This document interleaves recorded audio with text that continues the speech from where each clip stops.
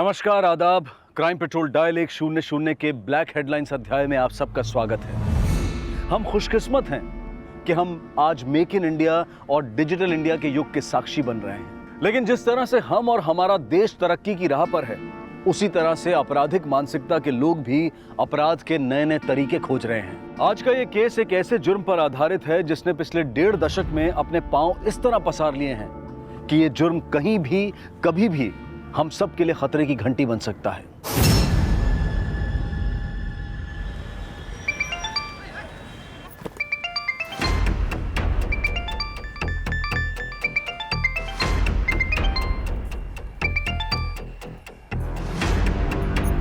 Hello,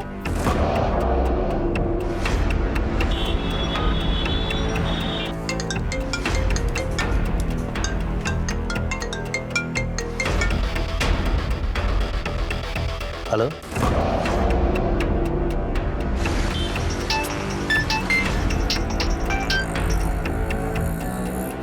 hello,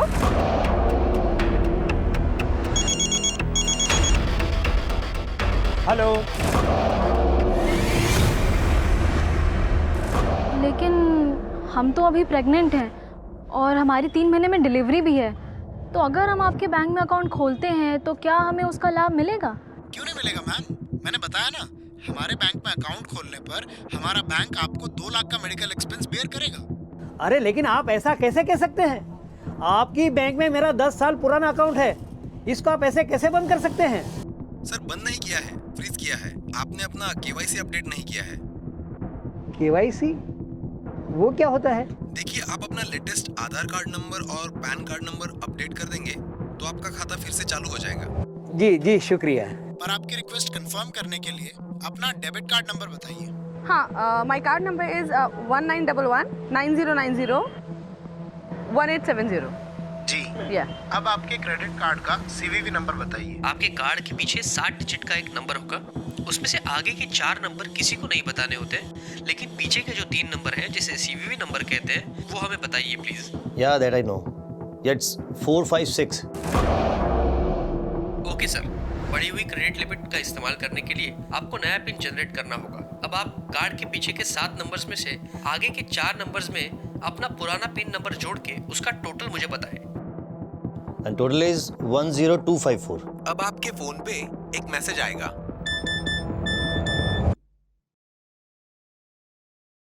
हाँ, लिख लीजिए 6798। अब मेरा खाता चालू हो जाएगा ना? Hello hello hello hello. अरे ये क्या मैसेज है? 46,000 कट गया।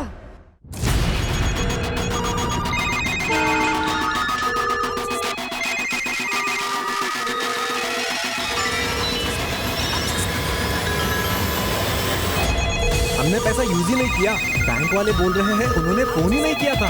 हमें हमारा पैसा चाहिए। हमने कोई शॉपिंग की ही नहीं, तो पैसा क्यों काटा? आपके बैंक के एग्जीक्यूटिव ने खुद हमसे डेबिट कार्ड नंबर मांगा था।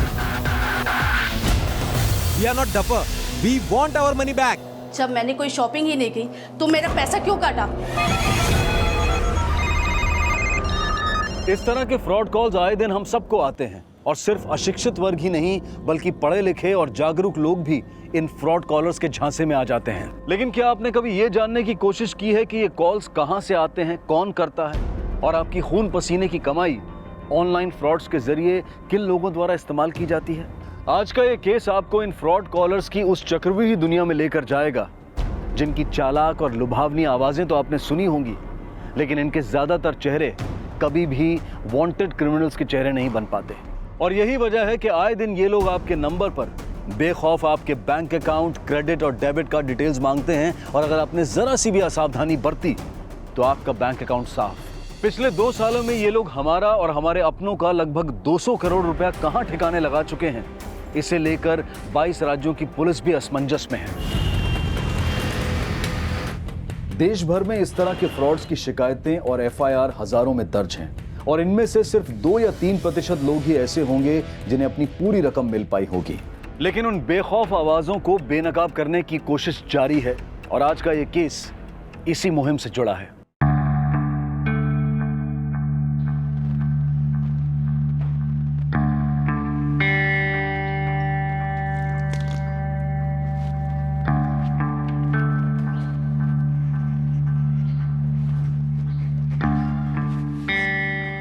मैडम, सब काम हो गया है, अब हम जाए? ठीक है जाओ। रुको सरोजनी दी, आज आपका पहला महीना खत्म हो गया है, अपनी सैलरी ले जाओ। मैडम, नगद नहीं, चेक दीजिए। पैसे हाथ में रहते हैं ना, खर्च हो जाते हैं। चेक? हाँ, हम चेक में ही लेते हैं सबसे तनख्वाह। आपका बैंक अकाउंट भी है? हाँ, वो पिछले साल सरकार ने खुलवाया था ना हमारा खाता, जनधन योजना। हाँ वही। हमारा बेटा मानव हमें बैंक लेके गया था, तब तक अंदर से बैंक देखा भी नहीं था हमने। सरोज जी, अब आप हमारे डीएसएम बैंक के ग्राहक हैं। ये लीजिए, ये है आपका अकाउंट किट और आपका एटीएम पिन आपको बाय पोस्ट मिल जाएगा। एटीएम पिन वो? अम्मा हम बताते हैं। ये होता है एटीएम कार्ड। इसको एटीएम मशीन में डालते हैं तो मशीन हमसे 4 अंक का पिन मांगती है। उस पिन को जब हम डालेंगे तभी हमको पैसा मिलेगा, और वो एटीएम पिन किसी को बताते नहीं है। और जहाँ तक जो डाकिया पिन लेकर आता है ना, उस चिट्ठी को फाड़ देते हैं पिन को याद करके। सर हम सही बोले ना? बिल्कुल सही सरोज जी, एकदम ठीक समझा रहा आपका बेटा। तभी तो पढ़ा रहे हैं इसे, ताकि हमें सिखा सके।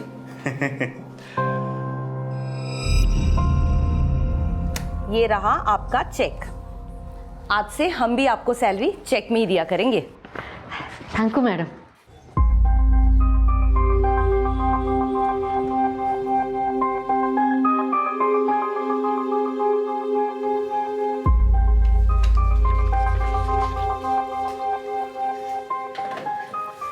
देख बेटा, सब सही लिखे है ना? कैसे हैं सरोज जी? बस ठीक। हाँ, सब सही। मैनेजर मैडम है ना? है ना? जाके बिल लीजिए।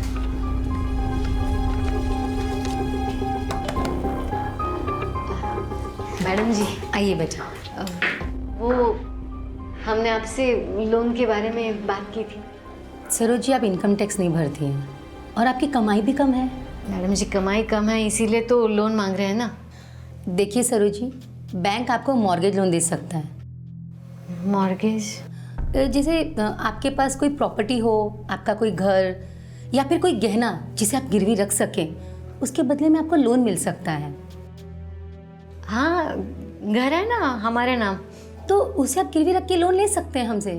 हम कल ही घर के कागजात लेके आते हैं। हेलो, हाँ बोल विभा, तबीयत पानी ठीक? हाँ हाँ अम्मा, हम बिल्कुल ठीक है। वो दरअसल हमने आपको इसलिए फ़ोन किया था कि हमें ना आपकी एक मदद चाहिए। मदद? लास्ट मंथ की स्टेटमेंट में भी यही प्रॉब्लम थी। मैंने कंप्लेंट भी किया था, उसको रिजॉल्व तो किया नहीं, आपने एक और स्टेटमेंट भेज दी। We are very sorry sir, मैं आपकी कंप्लेंट फिर से ले लेती हूँ। पिछली कंप्लेंट अभी तक पेंडिंग है, एक और कंप्लेंट करने से क्या फायदा होगा? कैसे काम करते हैं आप लोग, कोई फॉलोअप नहीं करते हैं क्या?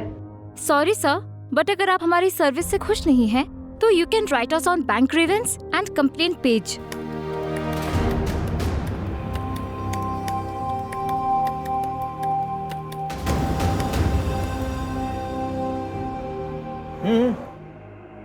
मुझे तो ना अरे पण हाँ,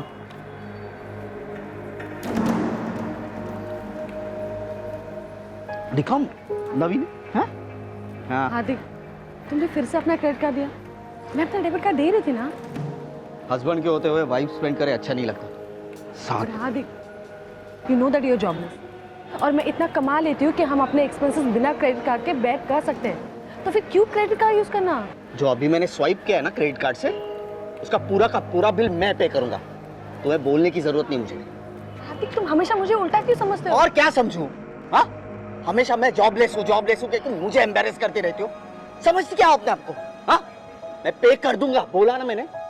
चलो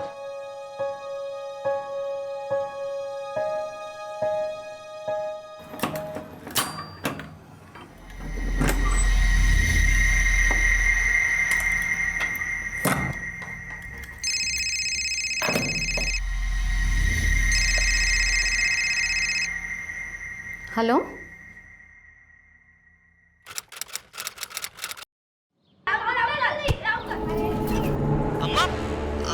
अम्मा कुछ बोलिए आप। अम्मा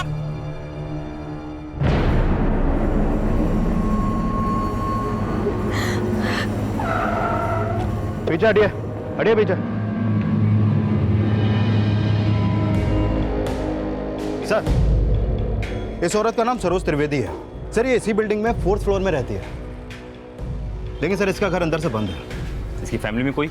सर, पड़ोसी ने बताया कि इसकी एक बेटी है विभा, जो सिलीगुड़ी वेस्ट बंगाल में रहती है, और एक बेटा है जो दिल्ली में पढ़ाई करता है। सर, ये दूसरों के घरों में साफ सफाई का काम करती थी। ये देखिए सर, कमरा अंदर से ही लॉक है। एक काम करो, तोड़ दो। सर, पूरे घर की तलाशी लो। हाँ, शायद यहीं से कोई क्लू मिले। सर,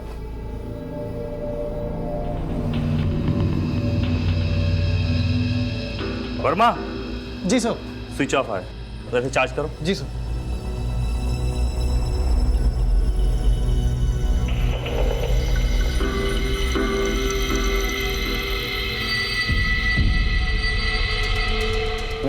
घर में ऐसा कोई भी क्लू नहीं मिला जिससे पता चले कि सरोज की हत्या हुई है, और ये कमरा भी अंदर से बंद था। कहीं सरोज ने आत्महत्या तो नहीं की? सर, ये आपसे सरोज के बारे में कुछ बताना चाहती हूँ। बताइए। साहब, 4-5 घंटे पहले सरोज दीदी बैंक से लौटी थी। दिसंबर भैया, कोई जुगाड़ किए हैं, कुछ ही दिनों में आपका सारा कर्जा चुका देंगे। हाँ, चलो रखते हैं। अरे दीदी, ऐसा क्या जुगाड़ कर रही हो कि दिसंबर का कर्जा चुका दोगी? अरे हमारे पास कहाँ खजाना है, ले दे के एक छोटा सा कमरा तो है, बस उसी को गिरवी रख देंगे और क्या। सरोज दीदी ने दिसंबर से कर्जा लिया था, जो कि वो चुका नहीं पा रही थी। तो विशंबर का दबाव डाल रहा था कर्जा लौटाने के लिए? जी साहब। और हाँ, वो बैंक वालों से नाराज भी थी। थोड़ी देर पहले उन्हें कोसते हुए निकली थी। बैंक वालों से कर्जा क्या मांग लिया, असली काट दी, छोड़ेंगे नहीं। दीदी क्या हुआ, किसको नहीं छोड़ोगी? अरे बैंक की बदमाशी ऐसे कैसे कर सकते, देखती हूँ मैं। और फिर पता नहीं दीदी कब आई और आके ये सब कर। सर, सरोज का फोन ऑन हो गया, किसी मानव का फोन आ रहा है। मानव? सब मानव सरोज दीदी के बेटे का नाम है, वो दिल्ली में पढ़ता है। अम्मा, आपको कितनी देर से कॉल कर रहा हूँ, आप कहाँ हो? मानव, मैं सब इंस्पेक्टर सुशील सिंह बोल रहा हूँ, तुम तुरंत इलाहाबाद आ जाओ। इंस्पेक्टर?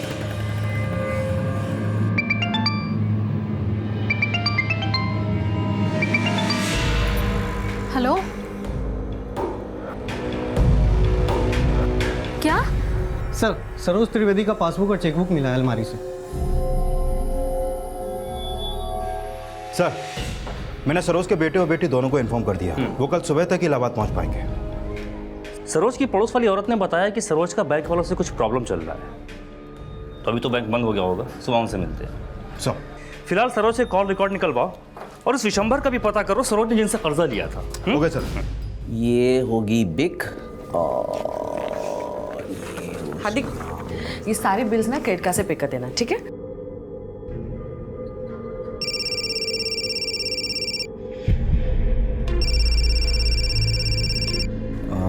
हेलो, मैं अदिति सुमन, INC bank credit card department से बोल रही हूँ। क्या मेरी बात हार्दिक चिटनी जी से हो रही है?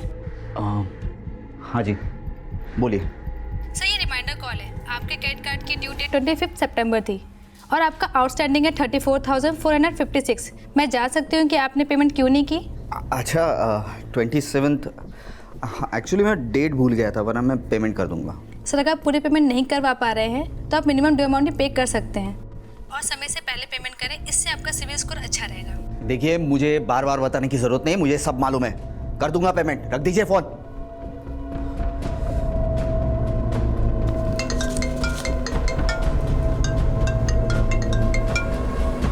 हेलो। हेलो सर, मैं दीपक तिवारी LNC बैंक के क्रेडिट कार्ड डिपार्टमेंट से बोल रहा हूँ। सर, आपने हमारे ग्रीवियंस एंड कंप्लेंट पेज पे अपनी कंप्लेंट लिखी थी। जी किया था।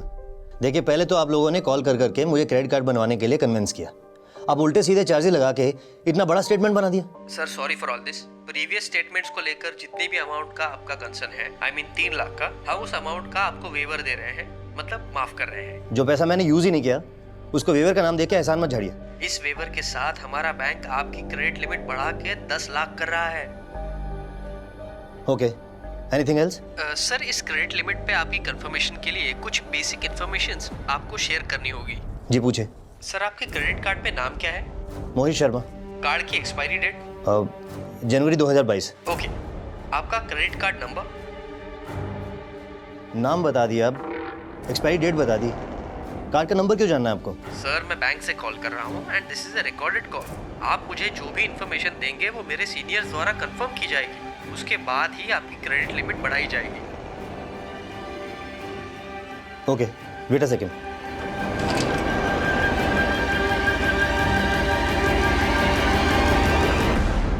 लिखे, कार्ड नंबर है 1972-6734-4560-9009। अपना क्रेडिट कार्ड कंफर्म करने के लिए धन्यवाद। आपके कार्ड के पीछे 60 डिजिट का एक नंबर होगा, उसमें से आगे के 4 नंबर किसी को नहीं बताने होते, लेकिन पीछे के जो 3 नंबर हैं जिसे CVV नंबर कहते हैं वो हमें बताइए प्लीज। या that I know, it's 456।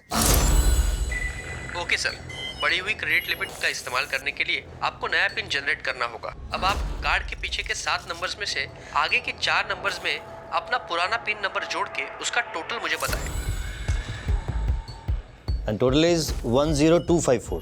Sir अब आपकी रजिस्टर्ड ईमेल आईडी पे एक लिंक भेजा जाएगा, आप उस लिंक पे क्लिक करके अपनी पसंद का न्यू पिन जनरेट कर सकते हैं। अपना कीमती समय देने के लिए धन्यवाद। आपका दिन शुभ हो। Okay, thank you, same to you.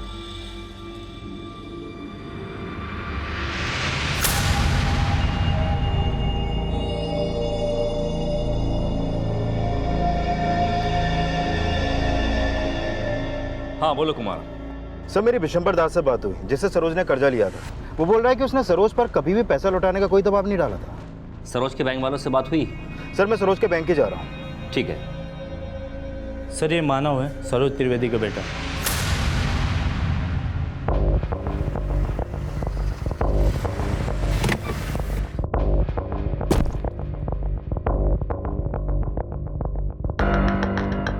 हमने चेक किया था, तुम्हारी माँ के नंबर से लास्ट कॉल तुमको की गई थी।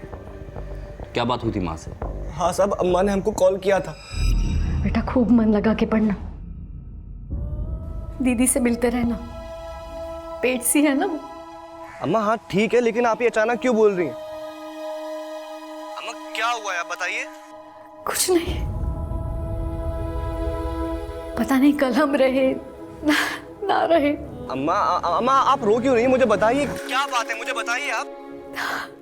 तुम लोगों के लिए कुछ नहीं कर पाए हम। क्या गलत हो गया अम्मा, मुझे बताइए आप। अम्मा आप रो क्यों रही हैं?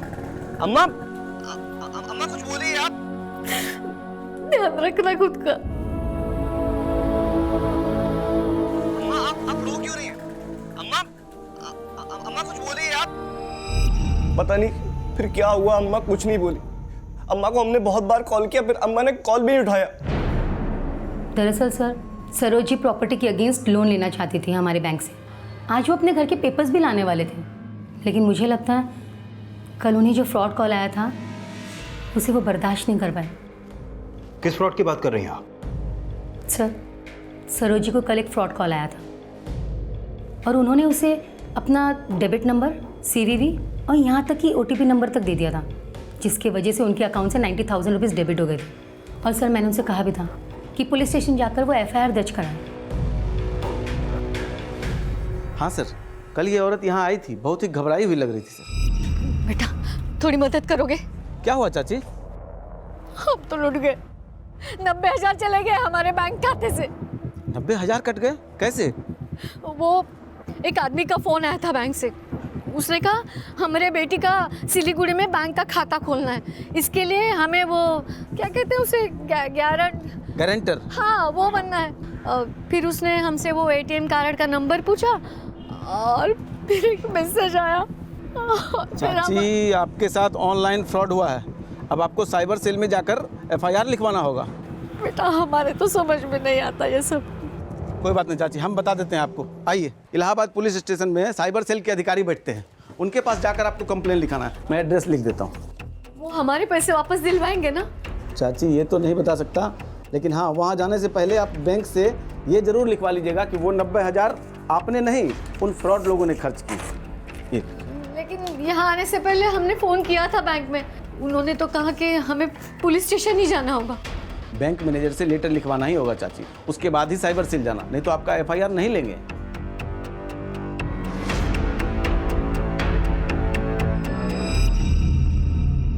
सर मैंने उसे बैंक जाकर लेटर लिखवाने के बाद साइबर सेल वालों के पास जाने के लिए बोला भी था। ठीक है सर, मैं बात करता हूँ। सरोज जी, कल आपसे एक ऑथराइज लेटर लेने आए थे कि वो पैसा उन्होंने खर्च नहीं किया बल्कि उनके साथ फ्रॉड हुआ था। हाँ सर, लेटर लेने आई थी वो, पर हम किस बेसिस पे उनको वो लेटर देते?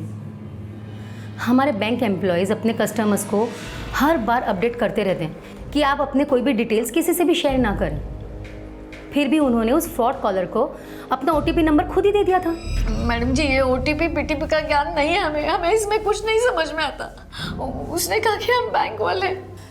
देखिए, बैंक एम्प्लॉयज़ अपने कस्टमर से सारी डिटेल्स नहीं मांगते हैं, वो फ्रॉड कॉल था। माना वो आपके बैंक का आदमी नहीं था, लेकिन आप ये तो मानते हो ना कि उसने हमारे साथ कुछ गलत किया है, तो आप लिख के दीजिए ना। पुलिस ने कहा बैंक से लिखवा लीजिए, लेटर लीजिए। हम आपको ऐसा कोई भी लेटर लिख कर नहीं दे सकते हैं। हाँ, प्लीज़ पुलिस के पास जाइए, वही आपकी मदद करेगी। मैडम जी, हम अभी पुलिस के पास होके आए, उन्होंने कहा लेटर लिख दीजिए। मैडम जी, बेटा तुम तो जानते हो मैंने पैसे भरे थे, तुम तो सॉरी सरोज जी, मैं कुछ नहीं कर सकता। सरोज के साथ हुआ फ्रॉड सरोज की बेटी विभा की गलती की वजह से भी हुआ था, जो जल्द ही विभा के बयान से साफ होने वाला था।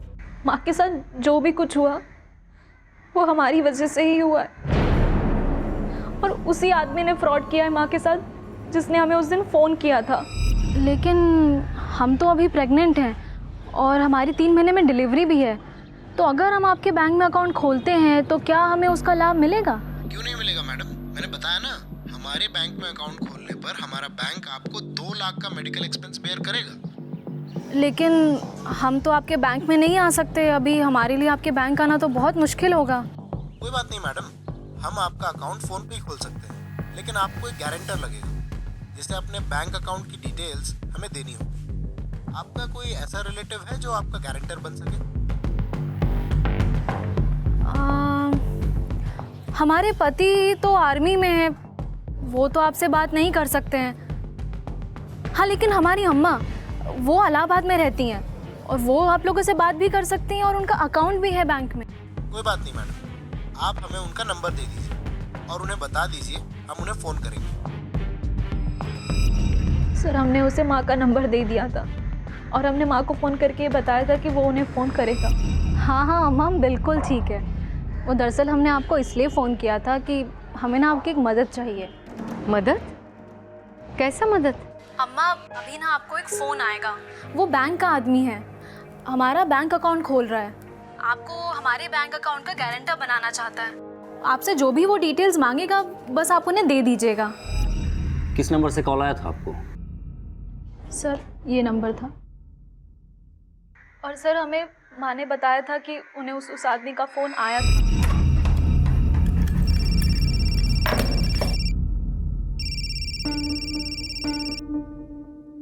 हेलो मैम, मैं DSM बैंक से अमित शर्मा बोल रहा हूँ। आपका नंबर आपकी बेटी विभा ने दिया है। और सर, थोड़ी देर बाद माँ ने हमें दोबारा फ़ोन किया और उन्होंने कहा कि उनके बैंक अकाउंट से 90,000 रुपये कट गए, और उसके बाद माँ ने हमारा फ़ोन ही नहीं उठाया। हमें लगा कि माँ हमसे बहुत गुस्सा हो गई, हमसे नाराज़ हैं। सर, हमने कभी नहीं सोचा था कि माँ कुछ ऐसा कदम उठाएंगी।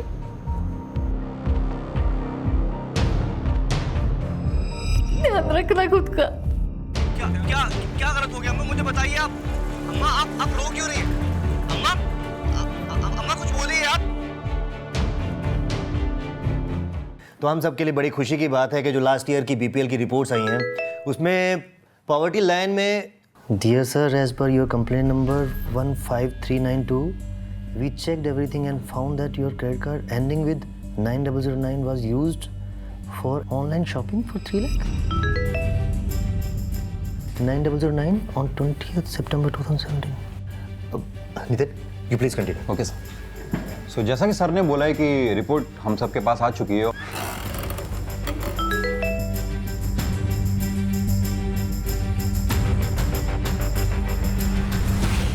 87,000 मेरा कार्ड।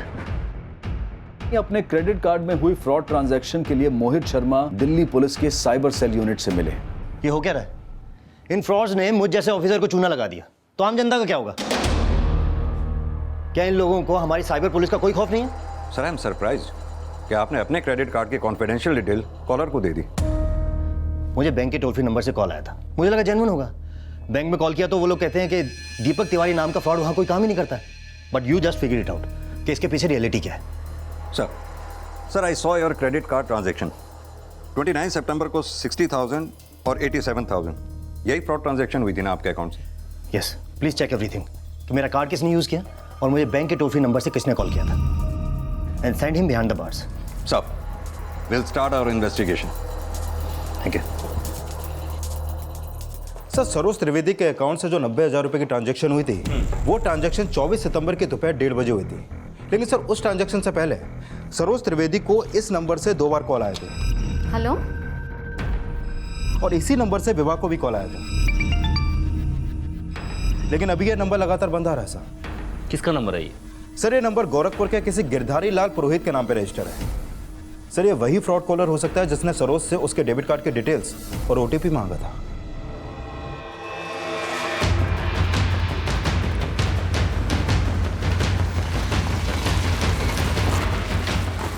इलाहाबाद पुलिस जब गोरखपुर के उस एड्रेस पर पहुंची तो पाया कि वहां कोई गिरधारी लाल पुरोहित नहीं रहता था और जल्द ही यह भी साफ हो गया कि वो नंबर जिससे सरोज को फ्रॉड कॉल किया गया था वो फेक आईडी देकर खरीदा गया था।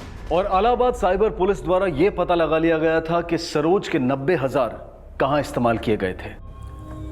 सर सरोज के डेबिट कार्ड के जरिए एक ऑनलाइन शॉपिंग पोर्टल से एक एलईडी टीवी और एक रेफ्रिजरेटर खरीदा गया था। सर खरीदने वाले ने डिलीवरी एड्रेस लखनऊ का दिया था। ये किसी आशीष पांडे के एड्रेस है जिसका पता 35C Anand Nagar circuit road Lucknow है। सर ये डिलीवरी डेट 28 सितंबर है। यानी कि सरोज के पैसों से खरीदा गया टीवी और फ्रिज लखनऊ के इस आशीष को डिलीवर होगा। लेकिन सर अब इस डिलीवरी को रोका नहीं जा सकता क्योंकि कंपनी ने FX कुरियर के जरिए ऑलरेडी ऑर्डर डिस्पैच कर दिया है। डिलीवरी कैंसिल भी नहीं करना है क्योंकि कल टीवी और फ्रिज लेने आशीष को उसके घर से रंगे हाथों गिरफ्तार करेंगे। इनके फ्रॉड ने एक औरत को सुसाइड करने पर मजबूर कर दिया है।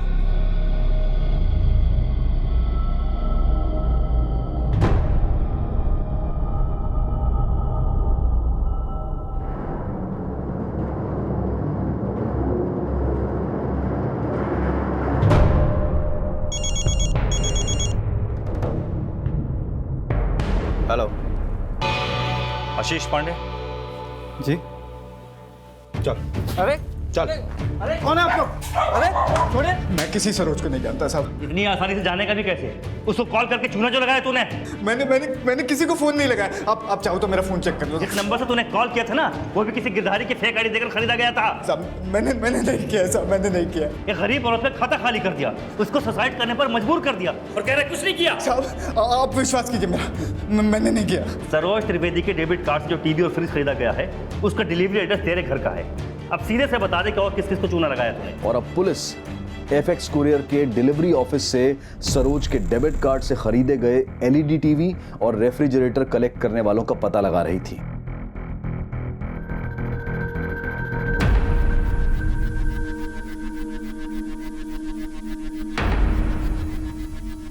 नहीं साहब आप मेरा यकीन कीजिए, मैं नहीं जानता ये कौन है।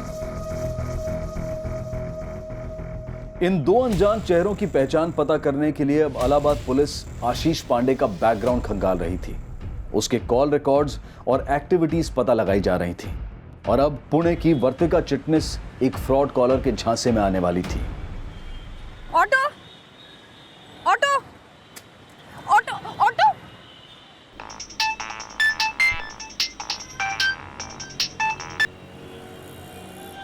हेलो मैम, मैं INB बैंक से सुरेंद्र पाठक बोल रहा हूँ।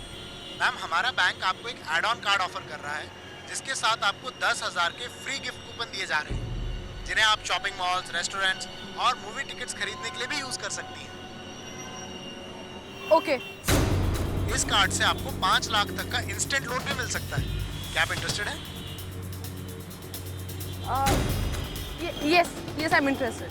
तो इस एड ऑन कार्ड के लिए आपको अपने क्रेडिट कार्ड की कुछ डिटेल शेयर करनी है ताकि मैं आपको एड ऑन कार्ड प्रोसेस कर सकूं।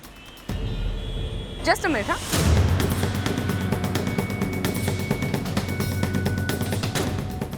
हाँ, माय कार्ड नंबर इज 1911 3569 9090-1870। जी, अब आपका क्रेडिट कार्ड CVV नंबर बताइए। It's 424।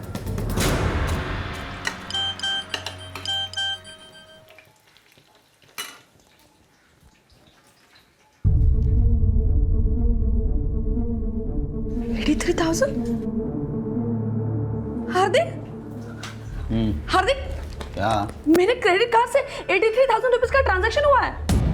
क्या अरे क्या क्या क्या कार्ड कुठे माझं? हरवलंस का तू? वेट लागलाय का तुला? फेक दिया था मैंने, हाथ भी नहीं लगाऊंगा उसे। तो फिर कुठे कार्ड कुठे तुझं?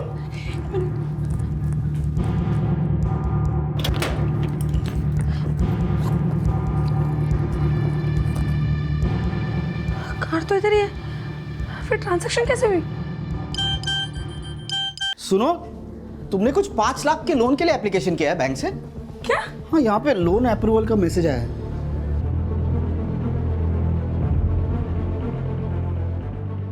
इलाहाबाद की सरोज कुमारी और दिल्ली के IAS ऑफिसर मोहित शर्मा के बाद अब पुणे की वर्तिका भी एक फ्रॉड कॉलर के झांसे में आ चुकी थी।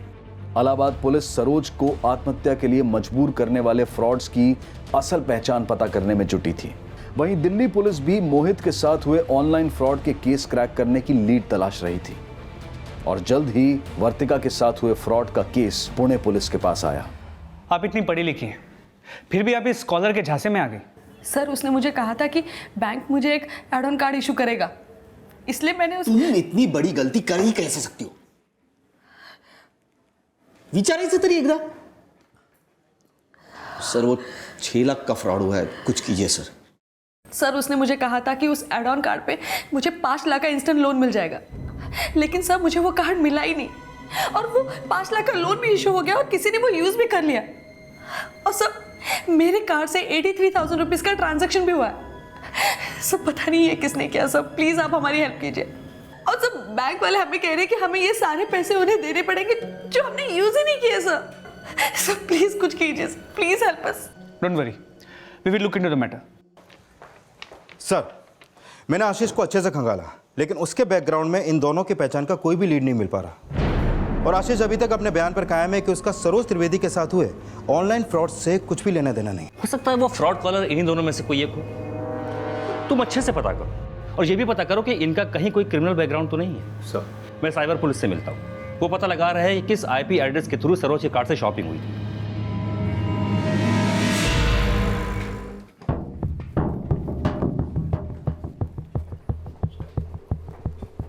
मैनेजर साहब, आपके मुताबिक आपने दिल्ली के कॉल सेंटर में रीचेक किया और आपने पाया कि 29 सितंबर को दोपहर 1:17 पर जो कॉल IAS मोहित शर्मा को की गई वो आपके बैंक के टोल फ्री नंबर से ही हुई थी। लेकिन वहीं आप लोगों का यह भी कहना है कि वो कॉल आपके बैंक के कॉल सेंटर के किसी एम्प्लॉय ने नहीं की। Yes sir, and I doubt वो कॉल किसी इंटरनेट सर्वर के थ्रू कनेक्टेड था। वो कॉल किस इंटरनेट सर्वर से कनेक्टेड थी, किससे नहीं, ये हम पता लगा लेंगे। आप बस हमें अपने दिल्ली के कॉल सेंटर के जितने भी एम्प्लॉयज़ हैं उनकी डिटेल दीजिए। हमें लगता है कि उनमें से ही किसी ने कॉल की होगी। Okay sir. सर, मैं वो IP एड्रेस पता लगाने की कोशिश कर रहा हूँ जिससे सरोज के डेबिट कार्ड के जरिए ऑनलाइन शॉपिंग की गई थी, लेकिन अभी तक वो IP एड्रेस ट्रेस नहीं हो पाया है। अच्छा, जिस सिम का यूज करके सरोज को कॉल किया गया था, हेलो, उस सिम के जरिए हम कॉलर के फोन का IMEI नंबर ट्रेस कर सकते हैं। हो सकता है इससे फ्रॉड कॉलर तक पहुंचने में आसानी हो। सर, हम कोशिश दोनों तरीके से ही कर रहे हैं। आई होप हमें जल्दी अच्छे रिजल्ट मिलेंगे।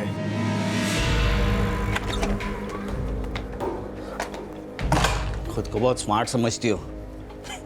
ये क्या किया? डफर हो तुम, समझी तुम? डफर, और कुछ नहीं। नुकसान कर सकती हो तुम मेरा। हाँ, मैंने शादी क्यों की तुमसे, यही नहीं समझ में आ रहा। जिस दिन से लाइफ में आई हो उस दिन से सब बर्बादी। मेरा जॉब छूट गया, अब ये बिजनेस जो है वो सेटल नहीं हो रहा। अरे पनौती हो तुम मेरी लाइफ की सबसे बड़ी पनौती। हार्दिक, जो भी नुकसान हुआ है वो मेरा हुआ है, और अगर तुम्हें लगता है ना कि तुमने मुझसे शादी करके गलती की है तो अपनी गलती सुधार दो ना, छोड़ दो मुझे।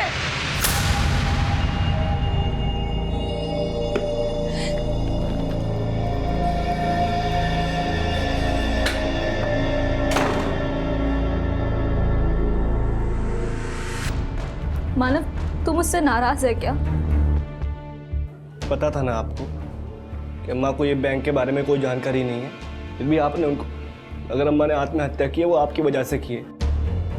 आप ये सब कुछ बोलती ना, ये सब कुछ होता। मैं मानती हूँ मुझसे बहुत बड़ी गलती हो गई, लेकिन अभी मैं क्या करूं? कहां से लाऊं अपनी अम्मा को? सर वी चेक, उन लोगों ने मालवेयर सॉफ्टवेयर यूज करके मल्टीपल आईपी एड्रेसेस जंप किए, फिर बैंक के सर्वर से कनेक्ट किया और फिर उसी बैंक के टोल फ्री नंबर से 29 सितंबर को 1:17 पे आपको कॉल किया गया। अच्छा, इसी के चलते मेरे फोन पर बैंक के टोल फ्री नंबर से कॉल आ रहा था? जी, लेकिन वो कॉल बैंक का कोई एम्प्लॉय नहीं, वो हैकर कर रहा था जिसने बैंक के उस टोल फ्री नंबर को हैक कर लिया था। लेकिन पैसे, मेरे पैसे कहाँ गए? आइए सर समझाता हूं मैं। आपके अकाउंट से जो पैसे निकाले गए वो एक ऑनलाइन पोर्टल पे शॉपिंग करने के लिए निकाले गए। यहां शॉपिंग के लिए ऑर्डर दिया गया, उस ऑर्डर को कैंसिल करके पैसे यहां ना ट्रांसफर करके यहां एक ई वॉलेट में पैसे ट्रांसफर किए गए। किसका ई वॉलेट? सर यही पता करने की कोशिश कर रहे हैं। ई वॉलेट यानी इलेक्ट्रॉनिक वॉलेट, जो कि एक ऑनलाइन सुविधा है जिसके जरिए आप बड़ी आसानी से अपने कंप्यूटर से या फिर अपने मोबाइल फ़ोन की एप्लीकेशन से ऑनलाइन भुगतान कर सकते हैं या ऑनलाइन पेमेंट यानी कि पैसा भी रिसीव कर सकते हैं। ई वॉलेट देश में डीमोनेटाइजेशन के पहले से चलन में आ चुका था, जिसका मकसद था रोज़मर्रा के कैश के लेन देन को बैंकिंग सिस्टम से जोड़ना। लेकिन इस तरह का ई वॉलेट रखने वालों की आइडेंटिफिकेशन की सही जांच नहीं हो पाती। इसी को ध्यान में रखते हुए आरबीआई ने अब यह निर्देश दिया है कि सभी ई वॉलेट होल्डर्स के आधार लिंक और उनका केवाईसी अपडेट करना अनिवार्य है। केवाईसी यानी कि नो योर कस्टमर। अपने कस्टमर की आईडी और एड्रेस प्रूफ की सही से जांच करना बैंक की जिम्मेदारी है। आईएएस ऑफिसर मोहित शर्मा के साथ हुए फ्रॉड का पैसा जिस ई वॉलेट में जमा हुआ था, उस ई वॉलेट की पहचान फर्जी थी।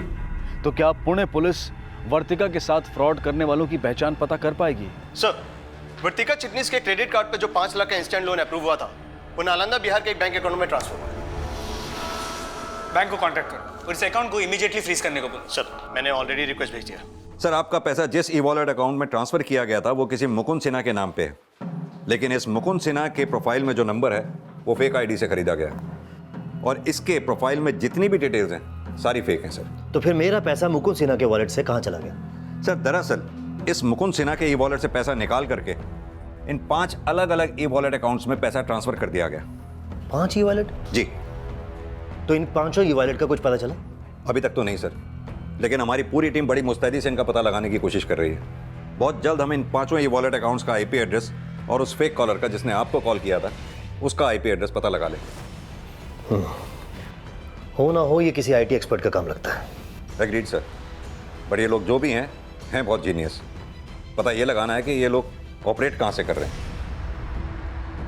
मोहित शर्मा के साथ हुए फ्रॉड का पैसा सिर्फ एक फर्जी पहचान से खोले गए ई वॉलेट में नहीं था, बल्कि उससे 5 और ई वॉलेट होल्डर्स को पैसा ट्रांसफर किया गया था। जिस पैमाने पर यह फ्रॉड हुआ था, क्या उसे करने वाले अपराधी वाकई में आईटी एक्सपर्ट्स थे? लेकिन यह साफ था कि उनकी असल पहचान पता करने में पुलिस को अब काफी मशक्कत करनी थी। वहीं इलाहाबाद पुलिस उन लोगों की पहचान पता करने में अब तक नाकाम नजर आ रही थी जो लोग सरोज की आत्महत्या की वजह बने थे। सर, मैंने पता लगाने की कोशिश की, लेकिन इन दोनों चेहरों से रिलेटेड ऐसी कोई भी इंफॉर्मेशन हाथ नहीं लगी जिससे एक क्लू मिले कि इन लोगों का कोई क्रिमिनल बैकग्राउंड भी है। सर, अभी अभी नालंदा बैंक से फोन आया। बैंक के एक्शन लेने से पहले किसी ने सारे पैसे विड्रॉ कर लिए। व्हाट? Yes sir.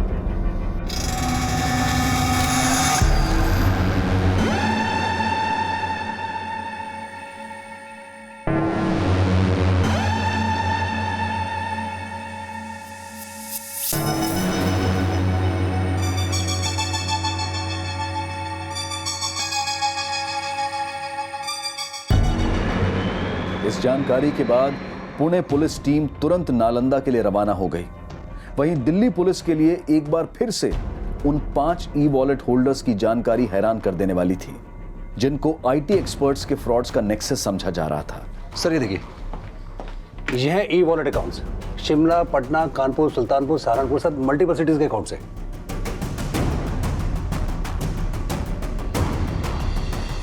सर ये जितने भी वॉलेट अकाउंट होल्डर्स हैं सभी के मोबाइल बंद हैं। शिमला, इंदौर, पटना, कानपुर, नोएडा, बहुत बड़ा नेक्सस लगता है इनका, इसीलिए इतनी सिटीज में फैला हुआ है।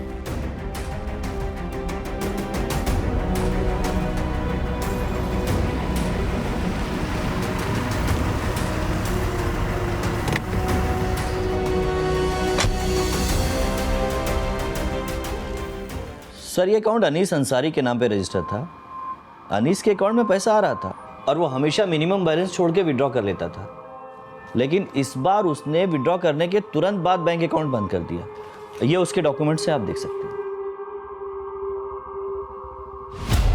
आप जिस नंबर को डायल कर रहे हैं वो इस समय स्विच ऑफ है। फ़ोन तो स्विच ऑफ है और जिस पैमाने पे फ्रॉड हुआ है मुझे लगता नहीं कि अनीस इस एड्रेस पे मिलेगा। अनीस के अकाउंट का गारंटर कौन था? मुझे उस गारंटर की डिटेल्स दीजिए। जी सर, मैं देता हूँ। सर, उन ई वॉलेट रखने वालों के फ़ोन नंबर्स फेक आईडी से खरीदे गए थे और उन्होंने फेक एड्रेस दिए थे। और वो ई वॉलेट अकाउंट्स अभी भी एक्टिव हैं। न जाने अब तक कितने कंज्यूमर्स का पैसा वो कंज्यूम कर चुके होंगे। लेकिन सर, एक ई वॉलेट का पैसा नोएडा के सेक्टर 17 में ट्रस्ट बैंक में एक अभिजीत नाम के अकाउंट में ट्रांसफर हुआ था, जो अभी तक विड्रॉ नहीं हुआ है। आप कहते तो उसका अकाउंट में फ्रीज करा दूं सर? नहीं, अगर इसका अकाउंट फ्रीज करवाया तो वो अलर्ट हो जाएगा। इस बैंक के ब्रांच मैनेजर से मेरी बात करवाओ। Okay sir.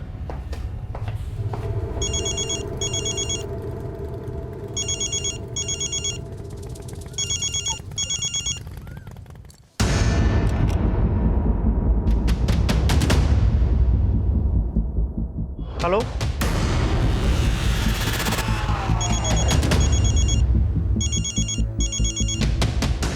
सर मेरी अभी अभी अभिजीत से बात हुई है। He said he will come tomorrow, लेकिन टाइम नहीं बता पाया सर। Thank you.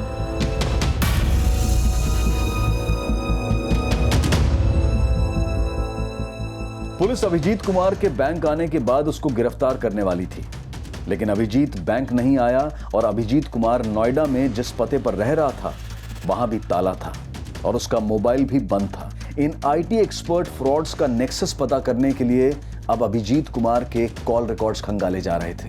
वहीं पुणे पुलिस अनीस अंसारी को नालंदा बैंक में उसको इंट्रोड्यूस करवाने वाले अनीस अंसारी के गारंटर से मिली। शायद सर वो जामताड़ा का था। जामताड़ा जी। सर, जिस आईपी एड्रेस के जरिए सरोज के डेबिट कार्ड से ऑनलाइन शॉपिंग की गई थी वो जामताड़ा में एक्टिव था। जामताड़ा? जी सर। और सर, सरोज के नंबर पे जो फ्रॉड कॉल किया गया था हेलो, वो भी जामताड़ा से किया गया था। लेकिन जामताड़ा है कौन सी जगह, कौन से स्टेट में? सर फाइनली उस सोर्स सर्वर के आईपी एड्रेस का पता चल गया है, जिसे मोहित शर्मा को बैंक के टोल फ्री नंबर से कॉल किया गया था।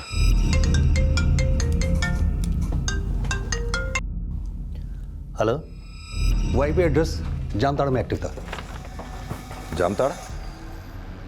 ये जामताड़ा है कहाँ पे? आखिर कहां था ये जामताड़ा, जो पुलिस के लिए भी एक अनसुनी जगह थी?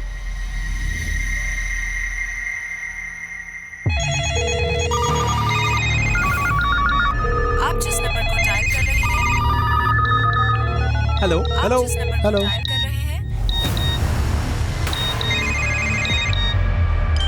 Good morning sir. सर मैं एबीएस बैंक से बोल रहा हूँ। 35283456 सर, क्रेडिट कार्ड के पीछे से CV number 1 2 3 okay sir.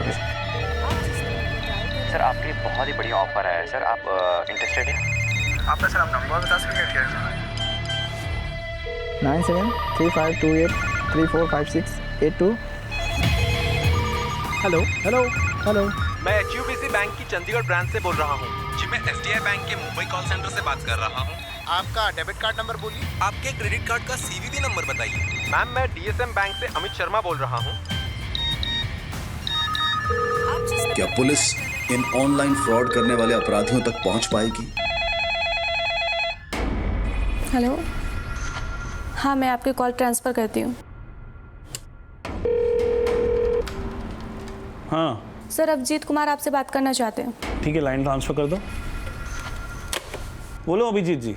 Sir, I know कि आपने मुझे केवाईसी अपडेट करने के लिए बैंक बुलाया था, लेकिन सर सो सॉरी, मुझे अर्जेंटली आउट ऑफ टाउन जाना पड़ गया। नहीं कोई बात नहीं अभिजीत जी। क्या आप इस वक्त बैंक आ सकते हो क्या? सर एक्चुअली मुझे नोएडा वापस आने में भी 3 दिन और लगेंगे, लेकिन मुझे अर्जेंटली किसी को पेमेंट करना है और मैं ऑनलाइन ट्रांजैक्शन नहीं कर पा रहा हूँ।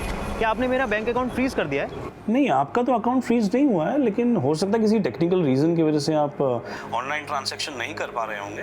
आप एक काम कीजिए, आप अपने रजिस्टर्ड मोबाइल नंबर से बैंक के टोल फ्री नंबर पे कॉल कीजिए। आई एम श्योर आपका काम हो जाएगा। एक्चुअली मेरा फ़ोन खो गया है और अगर आपने मेरा बैंक अकाउंट फ्रीज नहीं किया है तो मैं चेक इशू कर सकता हूँ ना, और जैसे ही मैं वापस आऊँगा मैं केवाईसी अपडेट करवा लूँगा। Is that fine? इन्वेस्टिगेशन की इस कड़ी में नोएडा बैंक के अकाउंट होल्डर अभिजीत कुमार ने एक बेरर चेक के जरिए रमेश सिंह नाम के एक लड़के को अपने अकाउंट से पैसा विड्रॉ करने के लिए भेजा। बैंक कर्मियों की सूझबूझ से विड्रॉल से पहले ही रमेश को गिरफ्तार कर लिया गया। और सर उसने सिर्फ मेरे को चेक दिया था सर, मैं सिर्फ बैंक लेके गया था सर, उसके आगे मुझे कुछ नहीं पता सर।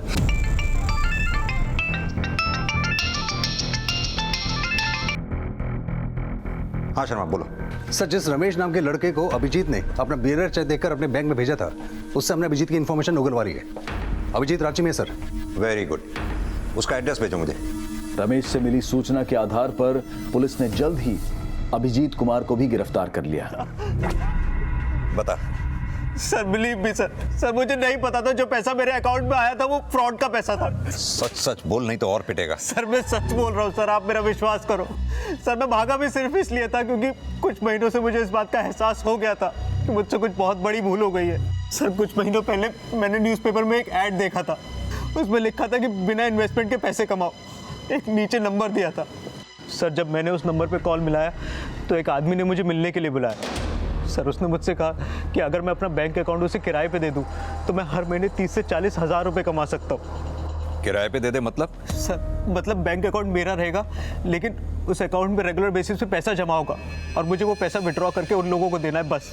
जब भी मेरे बैंक अकाउंट में पैसा ट्रांसफ़र होता था तो मुझे एक कॉल आता था, हेलो हाँ पैसा ट्रांसफ़र हो गया है, और मैं उन पैसों में से 10% अपने लिए रखकर बाकी पैसा विड्रॉ करके उन लोगों को दे देता था। अभिजीत भले ही इस बड़े नेक्सस का एक छोटा सा मोहरा है, लेकिन अभिजीत जैसे जरूरतमंद लोग आए दिन इस तरह के छलावों का शिकार हो रहे हैं।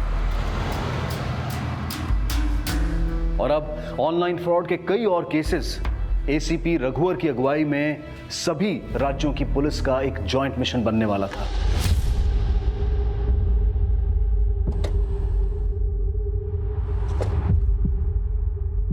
सर नमित शर्मा, थाना प्रभारी जामतारा। सर पुणे से भी है अशोक प्रधान। सर इलाहाबाद से police sub inspector Sushil Singh. आप दोनों के एरियाज के भी केसेस स्टडी किए हैं मैंने। क्या स्टेटस है आपके केसेस का? सर अभी तक तो हम सोच रहे थे कि जिस तरीके से इस एरिया से फ्रॉड हो रहा है यहाँ पर आईटी एक्सपर्ट के अड्डे होंगे, लेकिन अभी तक जो भी बातें सामने आई हैं उससे तो लगता है कि सरोज त्रिवेदी के साथ जिन लोगों ने भी फ्रॉड किया है वो ज़्यादा पढ़े लिखे भी नहीं है। उन फ्रॉडस्टर्स की कोई पहचान हुई जिनकी वजह से सरोज ने आत्महत्या की थी? सर पहचान तो नहीं हो पाई है, लेकिन सरनेम से आइडिया लगता है कि या तो वो अंसारी हैं या फिर मंडल। अंसारी और मंडल। मिस्टर प्रधान, पूना में वर्तिका चिटनेस नाम की एक लड़की के साथ फ्रॉड हुआ था। उस केस में भी वर्तिका के अकाउंट से पैसा निकालकर जिस अकाउंट में पैसा डिपॉजिट किया गया था उस अकाउंट होल्डर का नाम भी अनीस अंसारी था ना?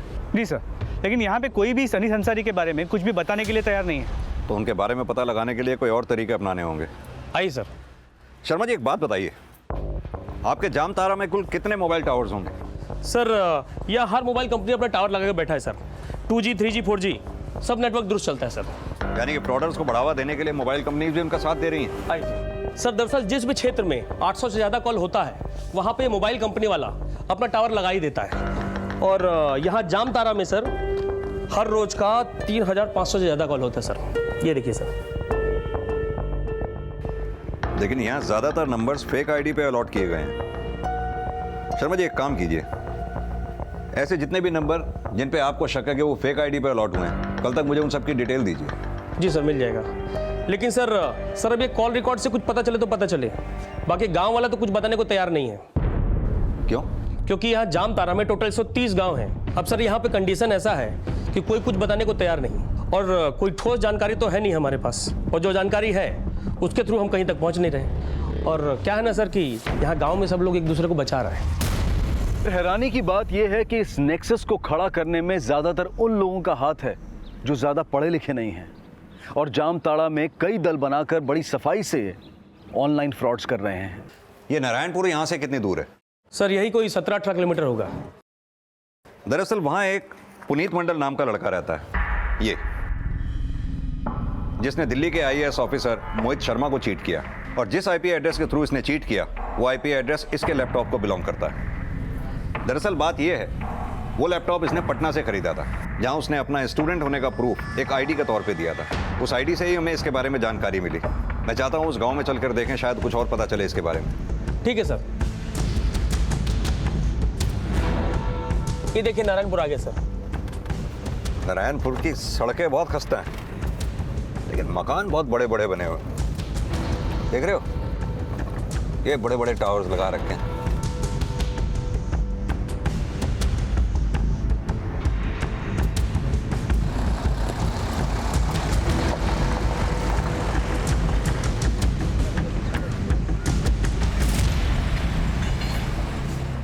ठहरिए सर, ये हेलमेट पहन लीजिए सर, पता नहीं कौन सा पत्थर कहाँ से आगे लग जाए।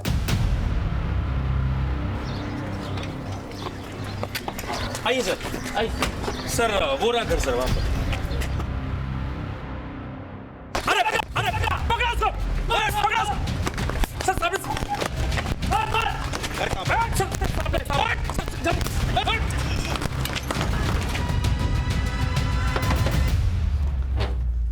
अरे साहब लोग आप, अरे अंदर आइए अंदर आइए। ये बच्चा लोग भी ना बहुत शरारती है, पत्थर फेंकता रहता है। वर्दी का भी तो ध्यान रखना चाहिए कि नहीं। आप लोग बैठिए साहब, जब तक वो लोग शांत नहीं होता है मैं चाय वाय का इंतजाम करता हूँ। पुनीत मंडल तुम्हारा बेटा है?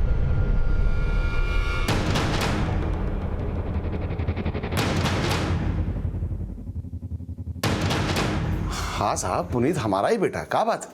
कहाँ है वो? आप लोग क्या ढूंढ रहे हैं साहब? कोई मेडल देने वाले हैं क्या उसको? मस्करी करता है। कहाँ है तेरा बेटा? ऊंचा सुनते हैं क्या साहब? बोले ना नहीं है। और इस वक्त कहाँ है ये भी हमको नहीं पता है। अब बोलो, चाय लेंगे या दारू का इंतजाम करें? इंतजाम तो हम करने आए हैं तेरे बेटे को अंदर भेजने का। काहे भेजेंगे उसको अंदर? दिल्ली के एक सरकारी अफसर को चूना लगाया तेरा बेटा, समझा? एक ही नहीं, कई लोगों के साथ फ्रॉड किया है उसने। अब तू सीधी तरह से ये बता कि वो है कहाँ? अरे कुछ नहीं किया है साहब उसने, दिन रात मेहनत करके पैसा कमाता है। खुद 20,000 का लैपटॉप दिलाए हैं उसको, अंग्रेजी पढ़ाए हैं, और थोड़ा ऑनलाइन थोड़ा पैसा कमाता है तो क्या गलत करता है? ज्यादा होशियारी दिखा रहे हो तुम। चलो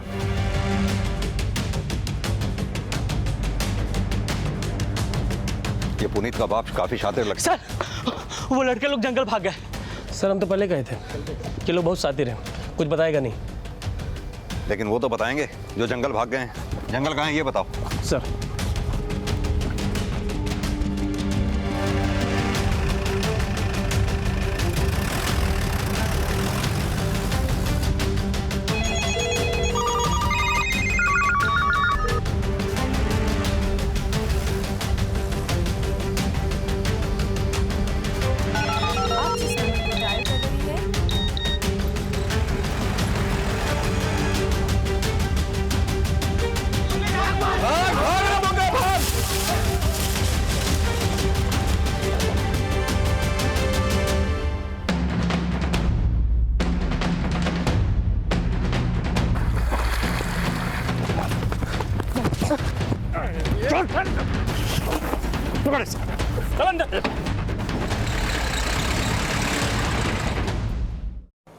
पुनीत मंडल, अनीस अंसारी और ये दोनों लड़के कहाँ हैं ये लोग?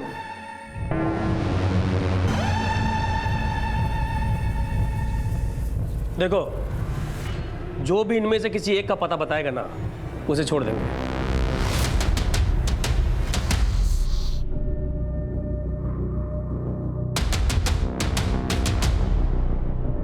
तू जानता है ना कहाँ है ये? हमको नहीं मालूम। साफ से बात करते हैं। शर्मा, पुनीत मंडल के साथ था ना तू? कहाँ है पुनीत मंडल? बता। जैसे हम भागे थे वैसे वो भी भागे थे। हमें नहीं पता है कहाँ है मंडल भैया। मंडल भैया? भाई है वो तेरा? भाई क्या, भाई से बढ़कर है वो। फिर तो उसका नंबर भी होगा तेरे पास। जब तू पकड़ा गया था तो तेरे पास से हमें ये मोबाइल मिला, इसमें पुनीत का नंबर नहीं है। लेकिन चूंकि वो तेरे भैया से भी बढ़कर है तो तेरे पास उसका नंबर जरूर होगा। मिला उसे फोन, उससे कहे कि तू पकड़ा गया था लेकिन अब भाग गया है। जहाँ पे तू है अब वहाँ उसे बुला मिलने के लिए। चल मिला। नंबर तो होगा नहीं उसके नंबर क्या, 10 नंबर है उनके पास। अब जो याद रहेगा वही मिलाएंगे ना। शर्मा, अब याद आया? चल मिला। मिला।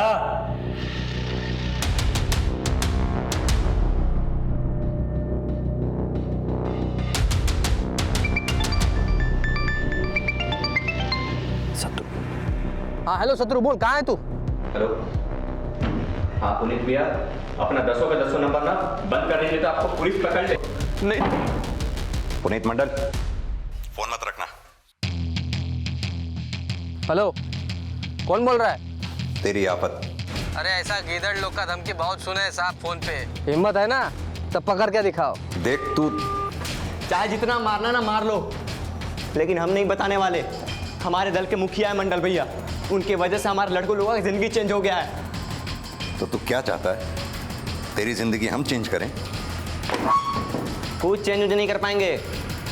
3 दिन में ना हमारा जमानत हो जाएगा। शत्रु, पुनीत और अंसारी जामताड़ा के वो एटीएम मास्टर्स हैं जिन्हें पुलिस का कोई खौफ नहीं है। और वजह यह है कि जिस तरह से ये ऑनलाइन फ्रॉड्स किए जाते हैं उनके लिए पक्के सबूत मुहैया नहीं हो पाते हैं और सर्कमस्टेंशियल एविडेंस के बेसिस पर जो अपराधी पकड़े जाते हैं उन्हें बड़ी आसानी से जमानत मिल जाती है। अपनी जेबों में लाखों भरने वाले अपराधी जेल से छूटते ही फिर से अपने काम में लग जाते हैं, क्योंकि लोगों को ठग कर जितना पैसा ये कमाते हैं उसके सामने कुछ दिनों के लिए जेल जाना भी इन्हें बहुत मामूली लगता है। शत्रु मंडल ने पुनीत मंडल से जुड़ी कोई भी ठोस जानकारी पुलिस को नहीं दी, लेकिन शत्रु के साथ पकड़े गए कुछ और लड़कों से उन अपराधियों की पहचान मिली जो इलाहाबाद की सरोज और पुणे की वर्तिका चिटनिस के अपराधी थे।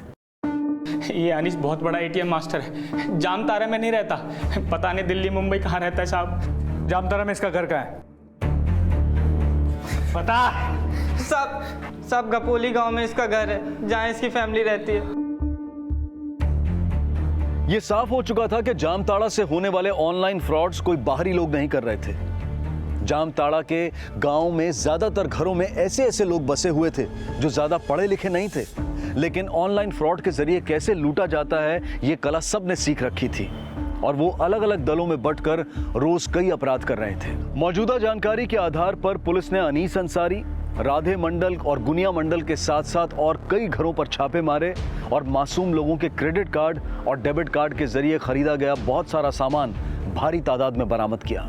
लेकिन पुनीत मंडल समेत गुनिया मंडल, राधे मंडल और अनीस अंसारी की तलाश अब भी जारी है, जिनके नेक्सस की पूरे देश के कई राज्यों के साथ जुड़े होने की संभावना पक्की होती जा रही है और इसकी असल जानकारी शत्रु के बयान के बाद सामने आई। साहब, यहाँ जामताड़ा का रामचरण सबसे पहला और सबसे बड़ा एटीएम मास्टर है। क्या मास्टरी की थी उसने? रामचरण मुंबई रिटर्न है। 7 साल पहले वो वापस अपने गांव आ गया था और वो छत पर चढ़कर फ़ोन से लोगों से बात करके खूब पैसा बनाया और गांव के लड़के लोगों को भी एटीएम मास्टर के काम सिखाकर अपना दल बना लिया। पर 3 साल पहले रामचरण को पटना पुलिस ने गिरफ्तार कर लिया, लेकिन उनके लड़के लोग सर काम नहीं छोड़े। वो लोग अपना अलग अलग दल बना लिए। फिर एक साल पहले रामचरण जेल से छूट गया और वो अपने गाँव आकर वहाँ अपना कॉल सेंटर चलाने लगा। Call centre? हाँ साहब, वहाँ पर लड़कों लोगों को एटीएम मास्टर का ट्रेनिंग दिया जाता है।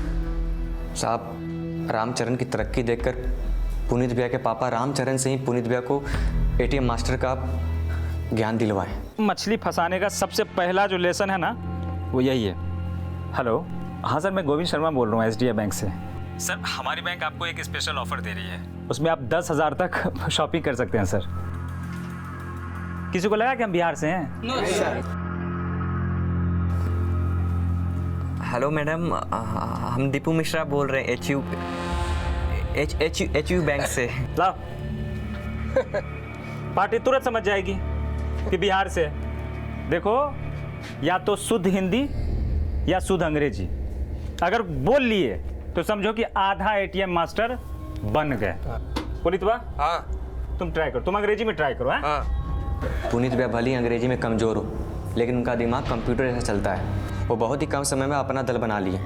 अब उनका भी जंगल में कॉल सेंटर चलता है साहब। लेकिन रामचरण तो छत से काम करता था, तो फिर पुनीत और बाकी के लोग जंगल से क्यों काम करने लगे? साहब, जब छत पे हम लोग काम करते थे तो पुलिस हमें बहुत तंग करती थी, इसलिए हम जंगल में काम शुरू कर दिए। साहब, दल के लड़का लोग कहीं भी नंबर लगा देते तुक्का मार के, और जिसका भी मछली फंसता था वो तुरंत मंडल भैया को बुला लेता था और मंडल भैया अपना लैपटॉप लाकर वहीं बैठ जाते थे। जो कस्टमर फंस जाते थे उनके कार्ड से मंडल भैया अपने अकाउंट में पैसा ट्रांसफ़र कर लेते थे या फिर शॉपिंग करके कैंसिल कर देते थे और ई-वॉलेट में पैसा डालकर हम सबका हिसाब क्लियर कर देते थे साहब, और फिर अपना पैसा वो मंगवा लेते थे। तेरे पुनीत भैया का जामताड़ा के बाहर किस किस से कनेक्शन है, जिनके बैंक अकाउंट्स और ई-वॉलेट में वो पैसे ट्रांसफ़र किया करता है? इसका हमें नहीं पता साहब, लेकिन पुनीत भैया का बम्बई, दिल्ली, जयपुर हर जगह सेटिंग है। तेरे पुनीत भैया के दल में कितने लोग काम करते हैं? हम तो हैं, बाकी लोगों का नहीं बताएंगे। वो सब हमारे भाई बंधु हैं। तू अब भी वहीं का वहीं है। साहब जितना कहानी बता दी है ना, दिल्ली में जाके सुनाओगे तो वाहवाही मिलेगी। मंडल भैया और अपने भाई बंधु के लिए हम उनका जगह बताकर हाय नहीं लेंगे उनका। 3 दिन से मार रहे हैं ना साहब, तो इतना बता दिए, अगर आप जान से भी मार देंगे ना तो भी नहीं बताएंगे। ये ऐसे नहीं मानेगा शर्मा, धुलाई करो उसकी अच्छी तरह से। पुलिस ने जल्द ही उन बीहड़ जंगलों में रेड मारी जहां से लड़कों के झुंड देश के हर राज्य में फ्रॉड कॉल्स करते हैं, और रामचरण मंडल के उस अड्डे पर भी छापा मारा गया जहां से जामताड़ा के मासूम बच्चों को एटीएम मास्टर बनाने के कोर्सेज करवाए जा रहे थे। अब तक जो गिरफ्तारियां हुई थी उनमें कोई बड़ा नाम नहीं था। अनीस अंसारी, राधे, गुनिया और पुनीत मंडल अब कहां थे, इसकी भी कोई जानकारी नहीं मिल पा रही थी। सर एक इन्फॉर्मेशन मिला है। सर धानुकी अपने बेटे का शादी करने वाला है, कल रांची में उसका सगाई है। अरे आप लोग खड़े क्यों? आप कुछ लीजिए ना। ए मोहन, अरे देना सजाता ही रहेगा क्या? सब ठीक है, लेकिन हमारे दामाद जी कहाँ हैं? तैयार हो रहा है ऊपर, अभी आ जाएंगे। बोलो आ गया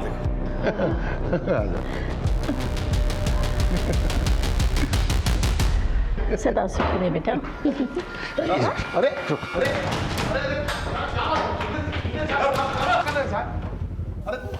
बात तो सुनिए साहब, क्या कर रहे हैं? काम करने दीजिए हमें अपना, सब पता चल जाएगा। साहब लेकिन बताइए, बात तो सुनिए साहब। ओए साहब। और पुनीत मंडल ने अपने बयान में बताया कि उसने दिल्ली के आईएएस ऑफिसर मोहित शर्मा का फोन नंबर और उसके क्रेडिट कार्ड की जानकारी बैंक साइट के कंप्लेंट एंड ग्रीवियंस पेज से जुटाई थी। क्रेडिट कार्ड और डेबिट कार्ड से संबंधित शिकायतें दर्ज करते वक्त हम अपने कार्ड की सारी details complaints and grievances page पर अपडेट कर देते हैं, जो कि मोहित शर्मा के लिए काफी घातक साबित हुई। और राधे मंडल के बारे में भी अहम जानकारी मिली, जो कि सरोज की आत्महत्या के भी दोषी थे। साहब राधे मंडल और गुनिया मंडल का अपना दल है, वो हमारे साथ काम नहीं करते। गुनिया और राधे मंडल को जल्द ही गिरफ्तार कर लिया गया और उनके बयान से सरोज के साथ हुए फ्रॉड में आशीष पांडे की भूमिका का भी पक्का खुलासा हो गया। आशीष पांडे को गिरफ्तार किया जा चुका है, लेकिन पुणे की वर्तिका चिटनिस के साथ फ्रॉड करने वाले अनीस अंसारी का अब तक कुछ पता नहीं चला है। लेकिन अनीस अंसारी के अलावा और कई लोग हैं जो जामताड़ा के बीहड़ जंगलों में छिपकर अब भी ऐसे ऑनलाइन फ्रॉड्स कर रहे हैं जिन्हें बेनकाब करने की कोशिश आज तक जारी है।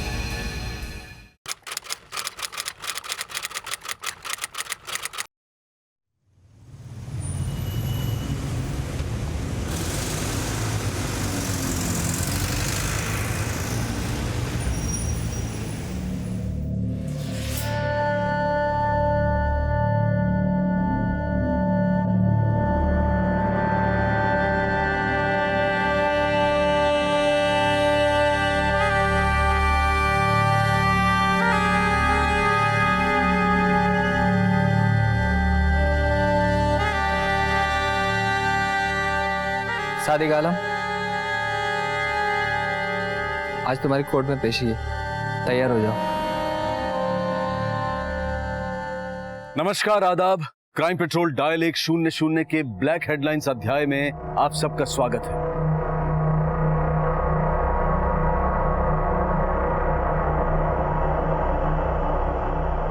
अस्सलाम वालेकुम भाईजान। वालेकुम अस्सलाम, वालेकुम अस्सलाम। कौन है? तुम नहीं जानते? नहीं। ये वही सादिक आलम है जो इलेक्शन में खड़े हुए थे। हमारा नेता कैसा हो? सादिक भाई जैसा हो। हमारा नेता कैसा हो? सादिक भाई जैसा हो। हमारा नेता कैसा हो? सादिक भाई जैसा हो। सादिक भाई आगे बढ़ो, हम तुम्हारे साथ हैं। सादिक भाई आगे बढ़ो, हम तुम्हारे साथ हैं। सादिक भाई आगे बढ़ो, हम तुम्हारे साथ हैं। सादिक भाई आगे बढ़ो, हम तुम्हारे साथ हैं।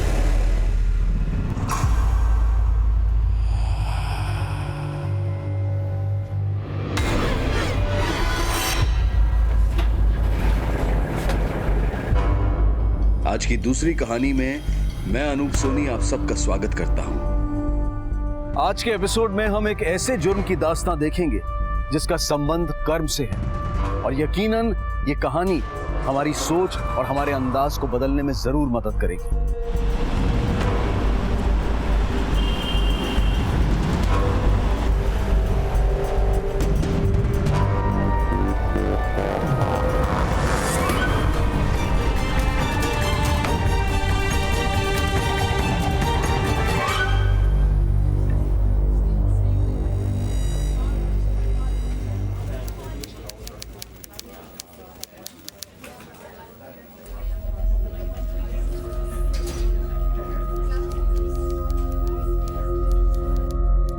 उठाओ सादिक।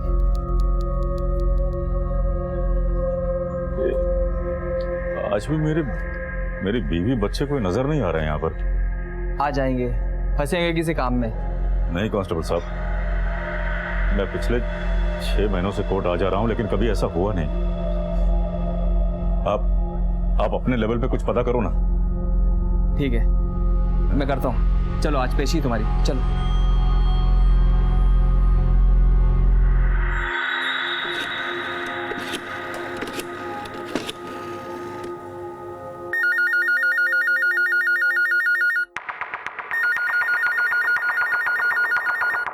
फोन तो उठाओ कासर, फोन।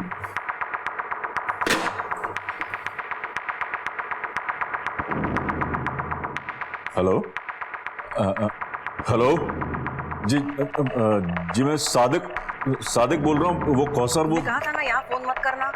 अब हमारा तुम्हारे साथ कोई वास्ता नहीं है।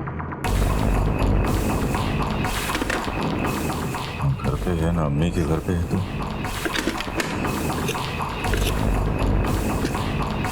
The number you are trying to call is currently switched off.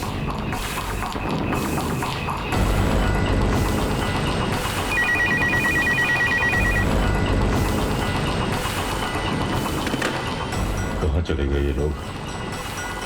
कोई और ऐसी जगह भी तो नहीं है, कहाँ जा सकती हैं लोग?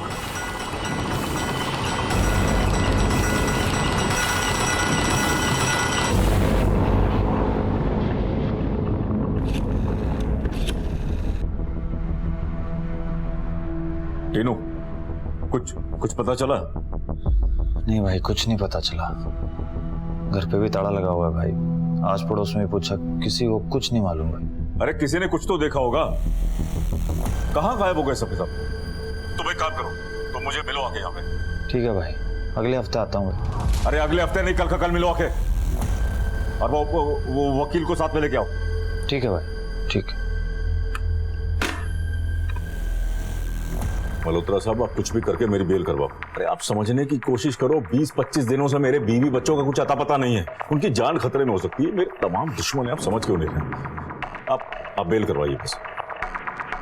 मुश्किल है, जिस केस में आप अंदर हो ना, बहुत मुश्किल है। फिर भी मैं इंटरिम बेल कराने की कोशिश करूँ। अरे कोशिश नहीं करनी है, करवानी है। आप जब सबको जाके बताइए ना कि 20-25 दिनों से मेरे बीवी बच्चे गायब हैं। आप मुझे ले चलिए, मैं उनके पैर पकड़ लूंगा। लेकिन कुछ भी करिए, बेल करवाइए बस। ठीक है, मैं कोर्ट में अपील करूंगा।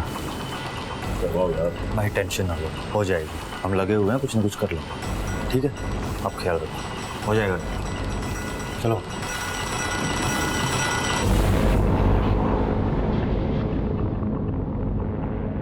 जज साहब, मेरे बीवी बच्चे पिछले 20-25 दिनों से गायब हैं।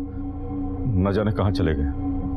मेरे सिवा उनका और है भी नहीं कोई। उनको ढूंढने के लिए मुझे बाहर जाना बहुत जरूरी है। मुझ पर भरोसा रखिए, मुझे अंतरिम बेल दे दीजिए। मैं आपका बहुत बहुत शुक्रगुजार होऊंगा। प्लीज जज साहब। Lord, I appeal for the interim bail. Permission granted. आज यहाँ से बाहर जाना मेरा बहुत जरूरी था। 20-25 दिन हो गए, कुछ पता ही नहीं चल रहा है कहाँ वो लोग सब। बहुत बहुत शुक्रिया आपका। आपकी मदद मैं जिंदगी भर नहीं भूलूंगा।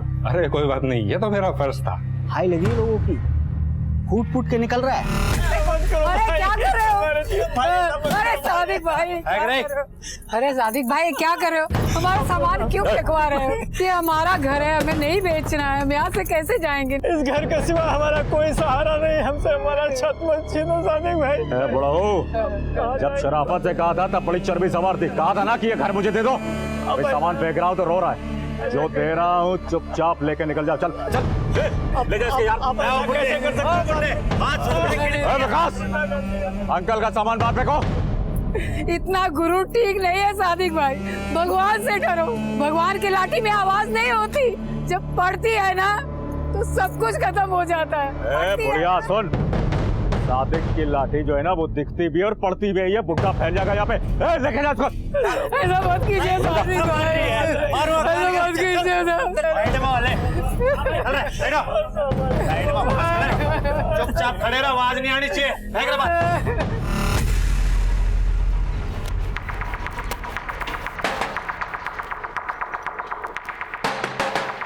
मर गया बुढ़ा। आ गया।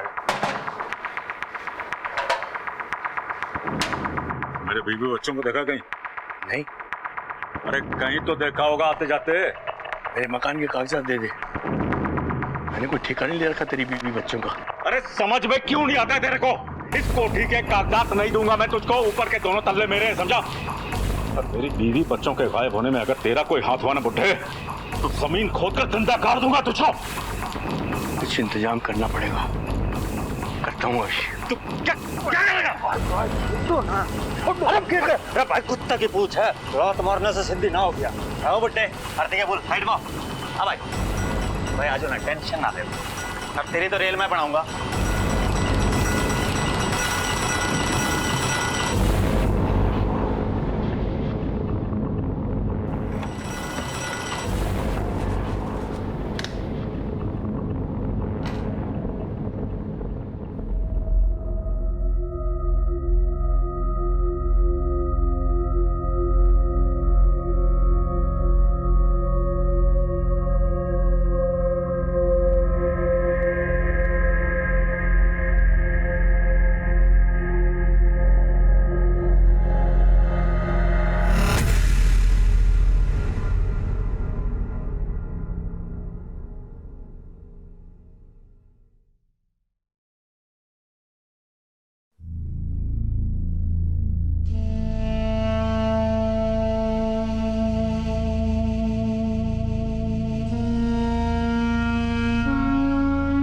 भाई समझ नहीं आ रहा, बच्चे और भाभी कहाँ गए, कुछ नहीं समझ आ रहा।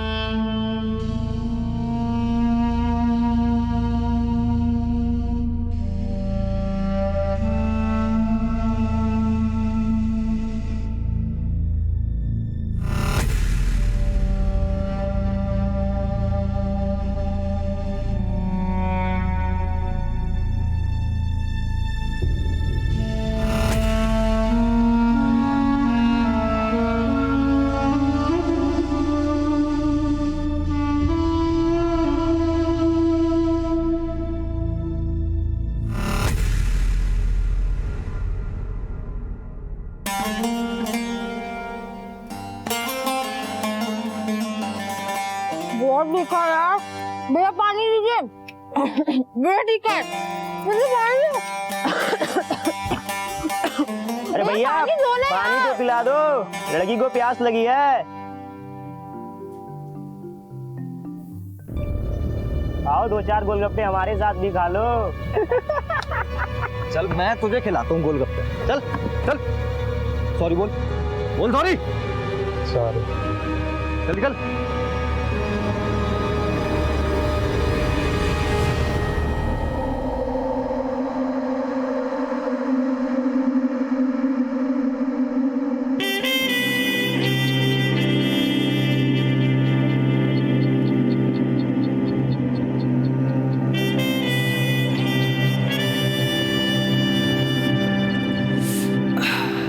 अंदर आइए ना। नहीं आज नहीं, फिर कभी। वैसे कल क्या कर रही हैं शाम को आप? वही गोलगप्पे के ठेले पे इंतजार।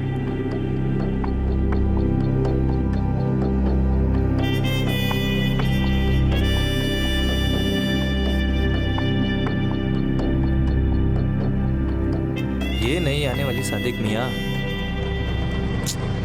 बस ये लीजिए भैया। अरे मुझे लगा कि आप नहीं आएंगी। ऐसा क्यों? अब एक मुलाकात के बाद भला कोई, मतलब अनजान ही हुए हैं ना हम लोग। चलिए फिर चाय और समोसे खिलाइए, तब तो अनजान नहीं रहेंगे ना हम। वैसे आप करते क्या हैं? I mean, आपकी जॉब? बस आपका इंतजार। आइए।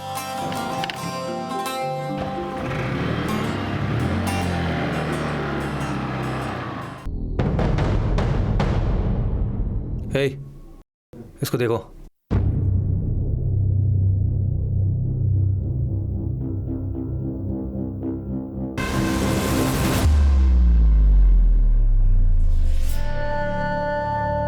तुम शादी करोगे ना मुझसे?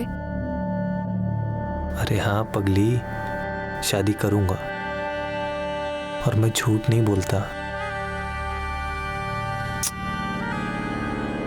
तुमने प्रॉमिस किया था ना मुझसे वादा किया था ना मुझसे शादी करोगे। हाँ हाँ, मेरी बात तो सुनो। एक्चुअली क्या है कि प्रॉपर्टी का बिजनेस सेटल हो जाए ना तो हम लोग करेंगे ना शादी। और कितना इंतजार करूं मैं? अभी के लिए यार थोड़ा मुश्किल है यार, सॉरी बोल रहा हूँ यार। तुम समझदार हो ना, सब समझती हो। मैं देखती हूँ कैसे नहीं करोगे शादी। ले चलो इसे। अरे साहब मैंने कुछ नहीं किया साहब। अरे रेप केस का चार्ज है तेरे ऊपर। 376 के केस में अंदर जाएगा ना, सीधा 7 साल के बाद आएगा बाहर। अरे साहब, जो भी किसी ने कहा सब गलत का है साहब। अरे क्या कर रही है यार टीना? सही कर रही हूँ। तूने जो किया है ना मेरे साथ। मैंने क्या किया यार? तुझसे प्यार करता हूँ और क्या। तो शादी करने के लिए मना क्यों किया? करता हूँ ना तुझसे शादी यार, थोड़ा प्रॉपर्टी का बिजनेस सेटल हो जाए, करूंगा ना तुझसे। नहीं करेगी तू इसके साथ शादी। गुंडा मवाली है ये, हमारी जात का भी नहीं है। माँ बनने वाली हूँ, प्रेग्नेंट हूँ मैं। ठोको केस इसमें, डालो जेल में साले को। मेरी भोली भाली बेटी को बहला फुसला कर इसने उसका नाजायज फायदा उठाया है। टीना आई लव यू यार। जज साहब, मैं टीना से प्यार करता हूँ और उससे शादी करना चाहता हूँ। जो कुछ हुआ वो एक गलतफहमी थी सर। मिस टीना, ये शख्स आपसे शादी करना चाहता है, क्या आपको इससे शादी करनी मंजूर है? Yes your honour. क्या बेहुदा मजाक है। चलो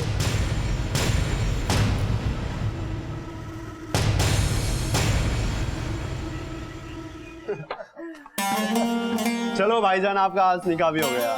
चलिए तो अभी आप भी मुंह मीठा। हेलो। हाँ मम्मी। टीना, किधर है तू? मम्मी, अब हमारा नाम टीना नहीं कौसर है। हमने सादिक से शादी कर ली। सादिक से? मैं किसी कौसर को नहीं जानती और दोबारा यहाँ फोन भी मत करना। मम्मी हमारी बात तो सुनो। मेरी बेटी टीना मर चुकी मेरे लिए। Mummy, hello hello mummy.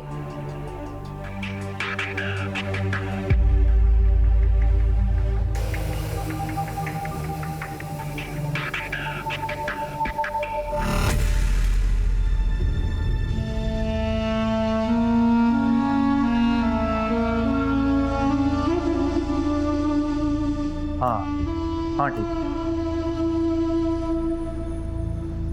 भाई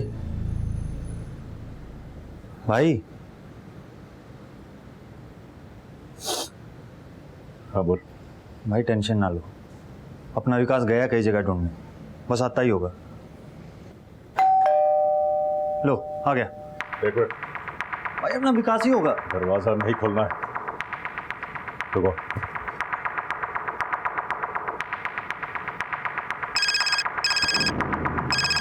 हाँ भाई। विकास, कहाँ है तू? मैं गेट पे ही खड़ा हूँ भाई। ठीक है। हाँ हाँ आ जा।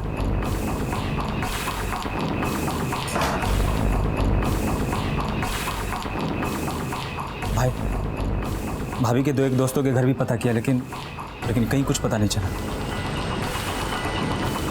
तुम लोगों को शक है किसी? नहीं भाई, शक तो किस पे होना है? ठीक है, मैं घर पर चलूंगा तो।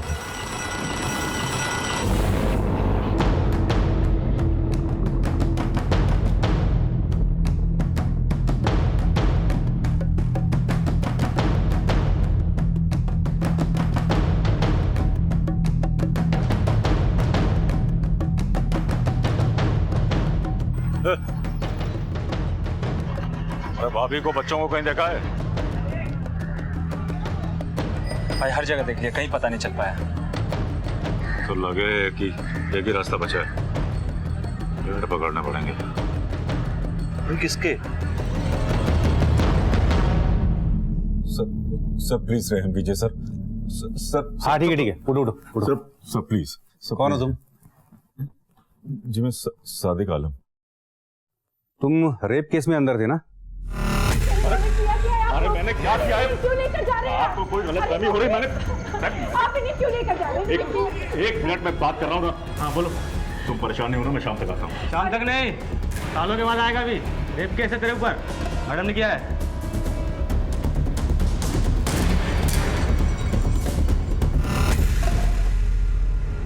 अंतरिम जमानत पे बाहर आए हो, है ना? जी सर।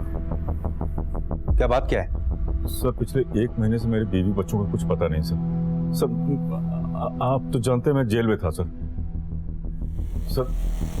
सर मैंने हर जगह तलाश कर लिया लेकिन कुछ पता नहीं चल रहा सर। आप लोग कुछ पता लगवा दीजिए सर प्लीज। अगर आप लोग थोड़ा पर्सनल इंटरेस्ट ले लेंगे तो शायद कुछ पता चल जाए सर। गुमशुदगी की रिपोर्ट दर्ज करवाओ, देखते हैं। सर आप लोग जानते हैं सर, खाली रिपोर्ट दर्ज कराने से कुछ नहीं होगा सर, जब तक आप लोग कुछ करेंगे नहीं सर। प्लीज। नितिन, एक काम करो, लोकल एसएचओ को खबर कर दो, इसमें ध्यान दे। जी सर। सर मैं मानता हूँ मैं गुनहगार हूँ सर। मुझे अपने गुनाहों की सजा भी मिल रही सर, लेकिन सर मेरे बीवी बच्चे वो बेगुनाह हैं सर। उनका कोई कसूर नहीं सर। सर स्कूल जाते पढ़ते हैं सर वो लोग। सर प्लीज कुछ कर दीजिए सर। सर मैं उनकी फोटो भी लाया सर। ठीक है, जाओ तुम। शुक्रिया सर। बड़ा फितूरी आदमी है सर ये सादिक आलम। कहने को इसका प्रॉपर्टी का बिजनेस है, पर असल में लैंड ग्रैबिंग, प्रॉपर्टी के पेपर्स की हेरा फेरी, दूसरों की जगहों पर नाजायज कब्जा करना, गुंडागर्दी करना, यही काम है इसके। ये क्रिमिनल तो है पर परिवार वाला भी है। इसे देख के तो लग रहा है कि जेन्युइन है। आज तो बड़ा भोला बन रहा था, पर अगर इसका रिकॉर्ड देखा जाए तो हो सकता है इसने अपने बीवी बच्चों को खुद ही मार के गायब किया हो। एक काम करो, लोकल थाने को इन्फॉर्म कर दो, जो सच है वो सामने आ जाएगा। जी सर। कहते हैं कि कर्म जन्मों तक हमारा पीछा नहीं छोड़ते, पाई पाई का हिसाब लेते हैं। इसीलिए तो कल का साहूकार आज का कर्जदार और कल का अपराधी आज का पीड़ित बना घूम रहा था। दबंग सादिक आलम की हालत ऐसी थी कि इस वक्त वो किसी के भी पांव पकड़ने को तैयार था कि बस कोई उसे उसके बाल बच्चों का पता ठिकाना बता दे। हालत ऐसी थी कि एक सजा याफ्ता मुजरिम जिसने जिंदगी में कभी कानून की परवाह नहीं की थी, आज कानून के दरवाजे खटखटा रहा था। कहां थी उसकी बीवी और कहां थे उसके बच्चे? और क्या उस पुलिस अधिकारी की बात सच थी कि सादिक आलम खुद ही अपने परिवार को गायब किए बैठा था?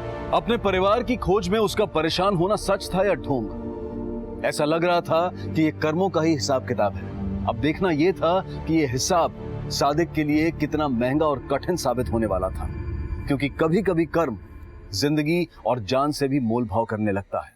सादिक आलम की शिकायत पर दिल्ली पुलिस ने उसके गुमशुदा परिवार को ढूंढने के लिए दिल्ली और उसके आसपास के इलाकों को छानना शुरू किया।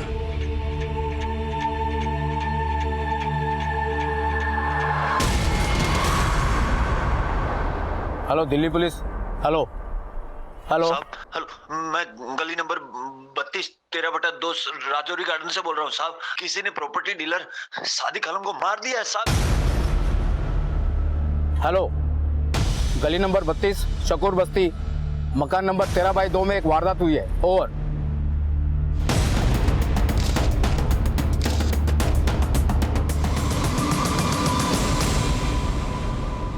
खून सूख चुका है। इसे देखकर ऐसा लगता है इसे मरे हुए 4-5 घंटे तो हो चुके हैं। फिंगरप्रिंट सारे उठा लेना। ये मामला साहब मर्डर का ही। लेकिन सर कोई जबरन दाखिल तो नहीं हुआ है। वैसे इसकी पोजीशन देखकर ऐसा लगता है कि ये बाथरूम से नहा के निकला होगा। ये दरवाजा या तो पहले से खुला हुआ था या किसी ने चाबी से खोला। ये यहाँ खड़ा था, वहां से गोली चली और ये आदमी यही ढेर हो गया। तो फिर तो ये काम किसी जानने वाले ने किया होगा। आसपास चेक करो, कोई सीसीटीवी है क्या? शायद कुछ रिकॉर्ड हुआ हो। वैसे ये घर इसी का है ना? हाँ सर, ये और इसके ऊपर वाली मंजिल इसी की है। बाकी नीचे का पोर्शन किसी पुराने मकान मालिक दान सिंह का है। फिर आस पड़ोस से भी पूछताछ करो, शायद किसी ने किसी को यहाँ आते जाते देखा हो। सर, जब किसी इंसान को अपने कर्मों का हिसाब अपनी जिंदगी से चुकाना पड़े तो ये उस इंसान के अतीत पर एक बहुत बड़ा प्रश्न चिन्ह लगा देता है। सादिक आलम का परिवार एकाएक गायब हो गया था और सादिक आलम को कोई मौत के घाट उतार गया था। क्यों हो रहा था ये सब कुछ उसके साथ? कौन था जो सादिक से इतना महंगा हिसाब ले रहा था? ये सच था कि सादिक ने बहुतों को तकलीफ दी थी, बहुतों का जीना दुश्वार कर दिया था, लेकिन उन तमाम लोगों में से ये कौन था जो उससे प्रतिशोध ले रहा था? इस इंतहाई पेचीदा केस का दूसरा और आखिरी भाग हम आपको दिखाएंगे कल रात 11 बजे। अब मैं अनूप सोनी आपसे विदा लेता हूं। कल रात आपसे फिर मुलाकात होगी। तब तक अपना और अपने परिवार का ख्याल रखें और देखते रहें क्राइम पेट्रोल डायल 100। सबक एक को, सीख हम सबको। जय Hind. If you want to enjoy more crime files content like this, please subscribe to our channel and click the bell icon.